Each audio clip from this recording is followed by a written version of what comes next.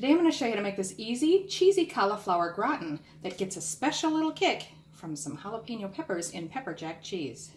So what you're going to need is 4 cups of raw cauliflower florets. So I'm going to wash this and just break it up into florets. 4 tablespoons of butter, a 1/3 cup of heavy whipping cream, or just pure cream here in Australia, salt and pepper to taste, and then it calls for 6 slices of pepper jack cheese. Now, pepper jack is a Monterey Jack cheese available in America that has little tiny bits of jalapeno peppers or chilies in it.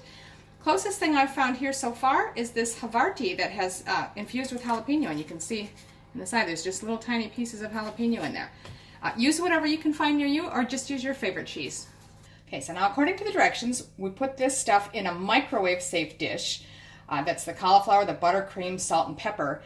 Mix it thoroughly, and then we're going to put it in the microwave for 25 minutes. Now I know that sounds like a long time. Everybody's microwave is different. You might find yours cooks it sooner than mine. Basically, you just want to get it to a consistency where it's really easy to mash. And if you'd prefer not to use a microwave and do that in a saucepan on your stovetop, by all means you could do that as well. So I'll start.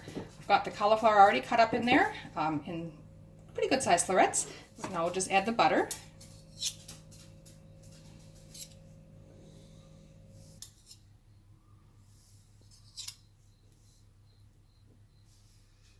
The cream,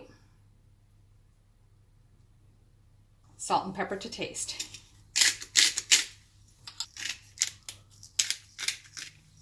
Now it does say to stir to combine. If the butter's not melted, it's going to be difficult to actually combine things, but you just want to sort of give it a little stir, and then we'll go straight into the microwave with it. Now I'm going to start with just 10 minutes and then stir it up and see how we go. That's been 10 minutes.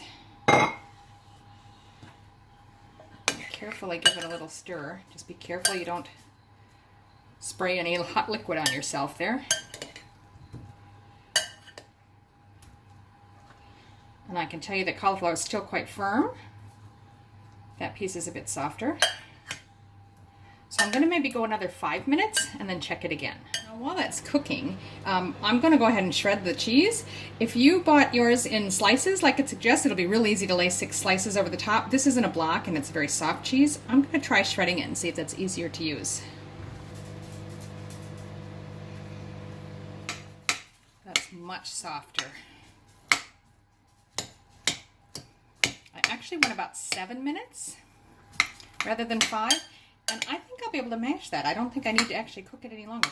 That piece is a tiny bit firm, but most of it's quite soft now. So just cook it to your liking, however soft you want it. Now I'm just going to take a potato masher and just mash this. If you want it really smooth, you could use a stick blender.